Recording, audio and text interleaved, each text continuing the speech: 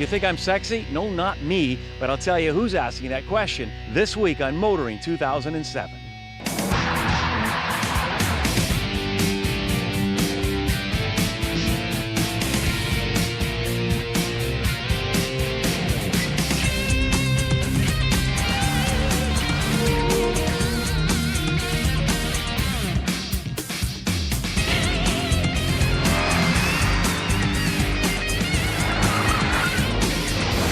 TSN's Motoring 2007 is brought to you by Q from Quaker State. Unleash all your horses. And Michelin, a better way forward.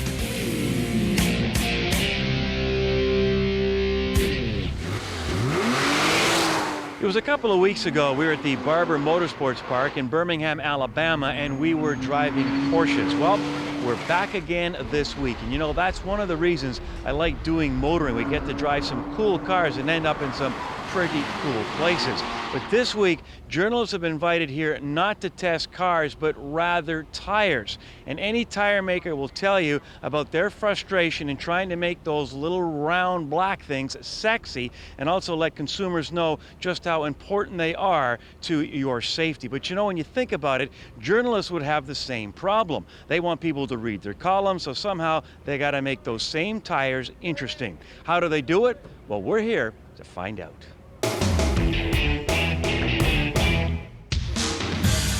From mechanical and chemical adhesives.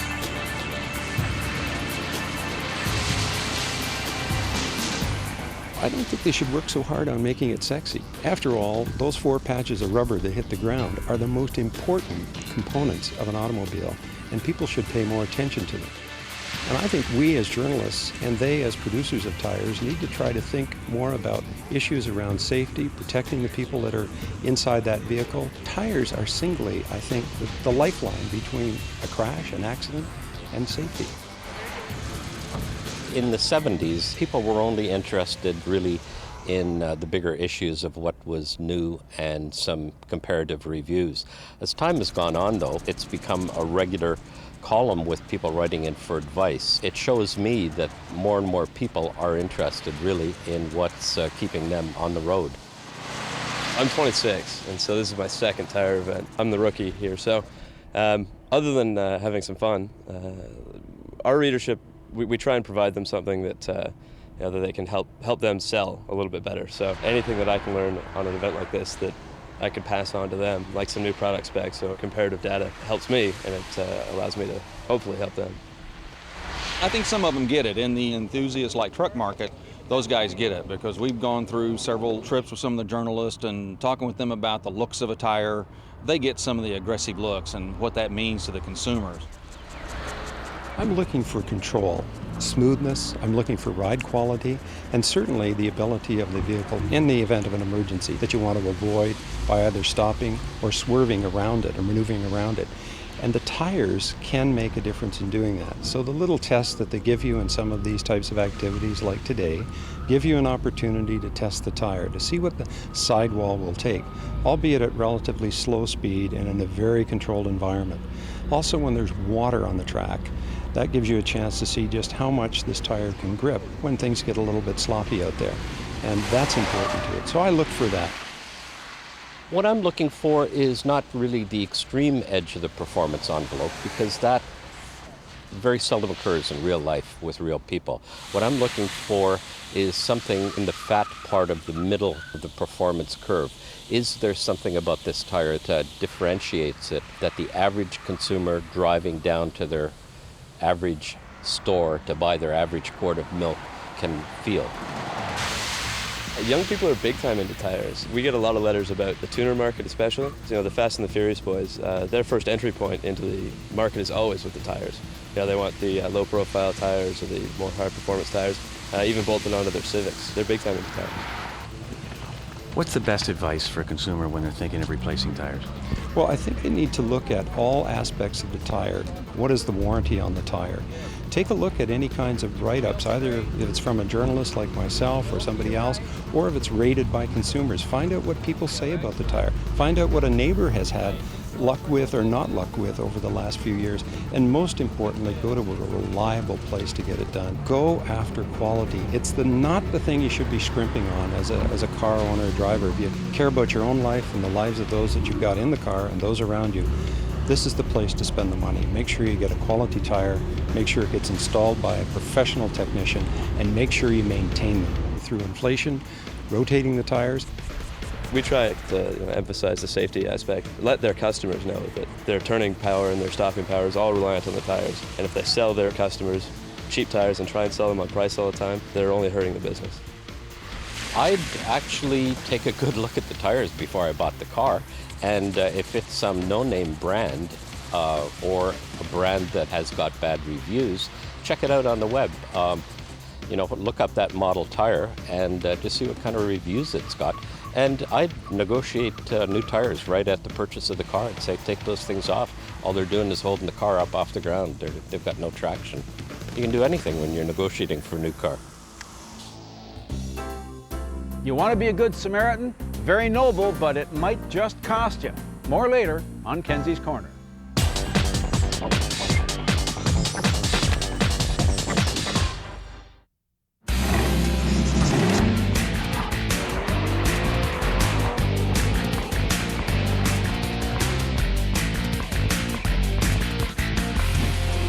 It's been quite a few years since Dodge had a legitimate mid-size family sedan. This week on Test Drive, the son of Charger.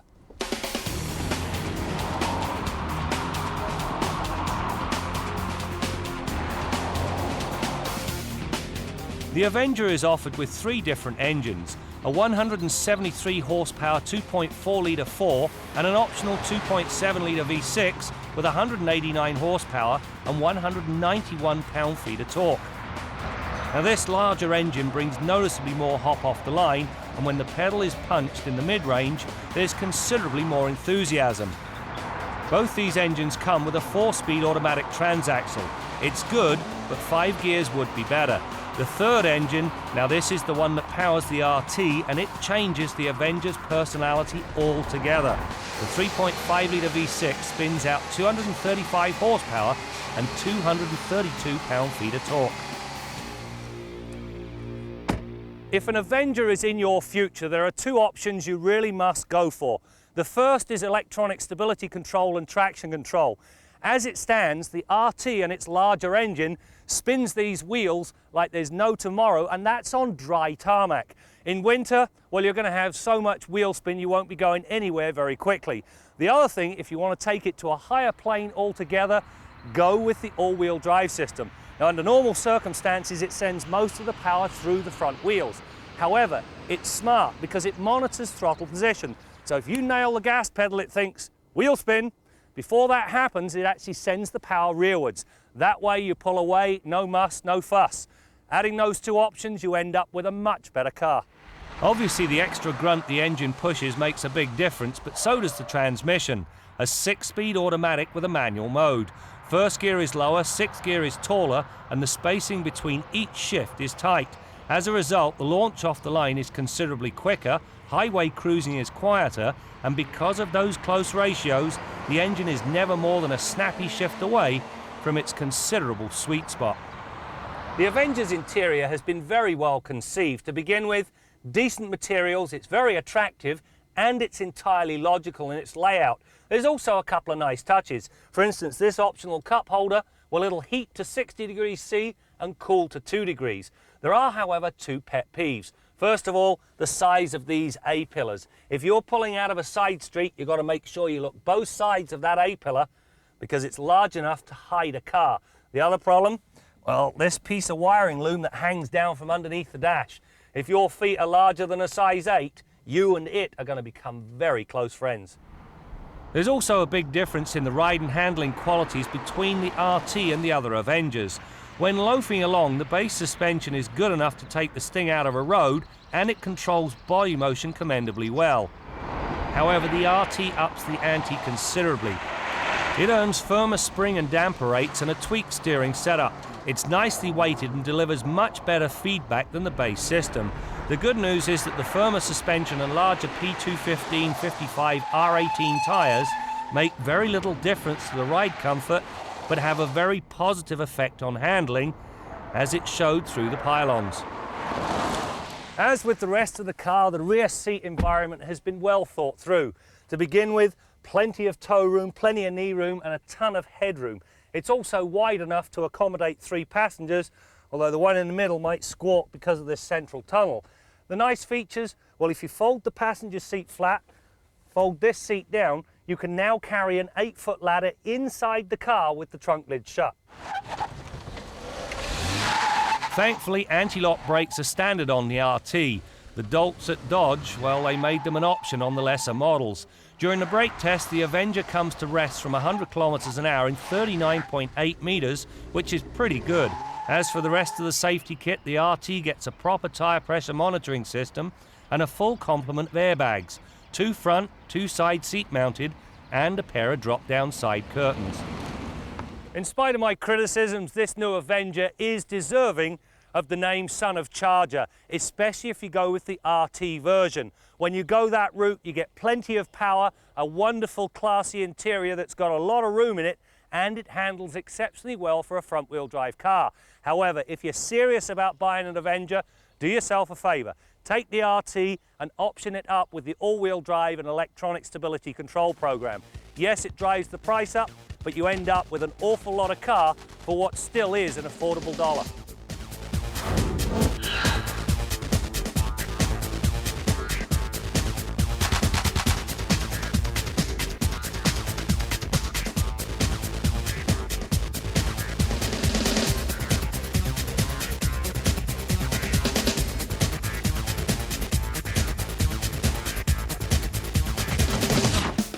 Time to update our long-term Hyundai Santa Fe.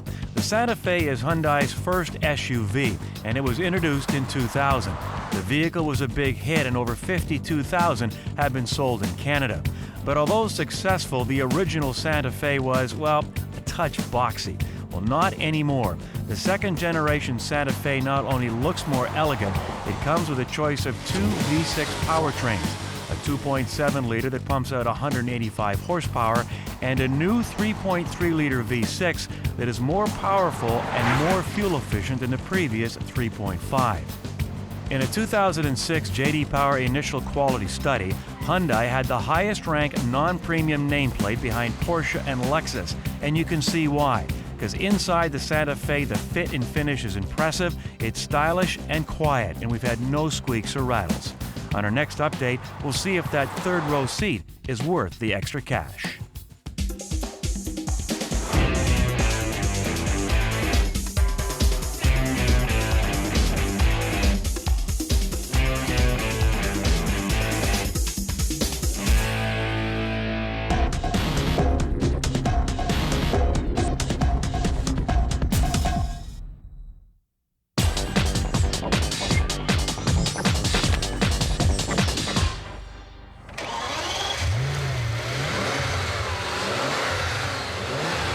The 2007 Bentley Continental GTC is the newest addition to the Bentley Continental range. As we all know, there are 2 other iterations of this vehicle. There's the GT Coupe, as well as the Flying Spur, which is a sedan version. And the GTC just completes the range and essentially is a convertible version of the Coupe. When Bentley was owned by Rolls-Royce, it really was very much the forgotten brand. And it's supposed to be an up-level prestige car. In reality, it was a rather dowdy old bus that suffered from antiquated engineering, and it really wasn't a very good car considering the cost. Now it's gone to Volkswagen. Well, Volkswagen have done 2 things. They've introduced modern engineering, and they've given it a class and style that is simply stunning. This model was really something that had to come from Bentley because our customers that purchased the Coupe really wanted the next step and really wanted a convertible version. And the way the top is made is to actually emulate a really sleek roof and not really see the armature of the roof lines. So you really have something very smooth and very voluptuous that reflects the Coupe version of the Continental. You can buy the new GTC convertible for about $250,000. That's half the price of the Rolls-Royce. Do you get less than half the car? Not on your Nelly. It's got a 552 horse W12 twin-turbo engine that gives you a kick in the pants like you can't believe. At last, what they've done, they've ditched the dowdy engineering and the dowdy looks. They've given it a fantastic look and some serious kick-ass engineering. Now don't touch that dial. This is not a program about shoes, but the shoes you're looking at are made by Michelin, who've been making tires for 110 years and footwear for the last 2. Now these particular shoes, the soles actually replicate a brand new tire that is coming out. And on a future program, we'll talk about the shoes and we'll also talk about that new tire. But now let's head to the Quaker State Garage and join Bill Gardiner. Brad, time to intro our new motoring test truck, the 2007 Toyota Tundra full-size pickup truck. Now, this is the second time we've had a Tundra as a long-term tester. And the last Tundra, the knock on it from a lot of people in the industry was that it wasn't quite a full-size truck. It was like 7/8 scale. And I guess they were shooting at the trucks that were built in the late 80s to early 90s when they sized up the competition. So they were a little bit shy on the size. Now, this truck certainly addresses that situation. It's got the crew cab, it's got the 8-foot box, a combination you couldn't get previously in the Tundra. You can see a 4x8 sheet of 3/4 inch plywood in the box of this truck. The box is actually 8'2" long, and it's about 23 inches deep. So when you drop the tailgate on this 8-foot box, you've got 10 feet of floor space to support whatever load you want to take. You've got lots of cleats and tie-down spots to tie down your load. And talking about that tailgate and the depth of the box, what a lot of manufacturers are doing now, and Toyota's no exception, is they're putting a balancer on the tailgate. So when you release the tailgate and drop it, it doesn't fall with a bang. It comes down at a nice steady rate, and that balancer takes a little bit of weight off the tailgate too, so it makes it easier to close. Toyota's goal is to take on the big 3, Ford, GM, and Dodge in the full-size truck market, and they've certainly addressed that situation. 100-liter fuel tank fills from the driver's side, runs on 87 octane fuel. Aesthetically, I love the look of this truck. I love the shape that they've done with the extended cab, the way they've tapered the roof back, and the shape of this rear door, the way they've done this, the door handle, the shape of the window and everything. They've made a really big truck look stylish, which is pretty tough to do. Now under the hood, a 5.7-liter V8 engine. Interestingly, the V6, the small 8, the 4.7, and the 5.7 all share a 94mm bore size. The 5.7 has a longer stroke than the 4.7, and it's a beautiful, beautiful engine, very easy to work on. Toyota vehicles have always been very mechanic friendly, and this current Tundra certainly carries on with that theme. When you've got a chassis this big, you can put a pretty big engine in it and still get at many of the major service points. Now, down at the wheels and tires, we've got 4-wheel disc brakes on this vehicle, vented discs on the rear, braking is fantastic, and great tires. And you know what? I was looking closely at these tires to see if I could tell if Graham had been weaving this thing through the cones. I haven't heard yet, but I'll be watching the show, buddy. And if I see this truck going through the cones at breakneck speed, trying to rip those tires apart, you better wear your helmet to the Christmas party. Till next week, I'm Bill Gardiner for Motoring 2007.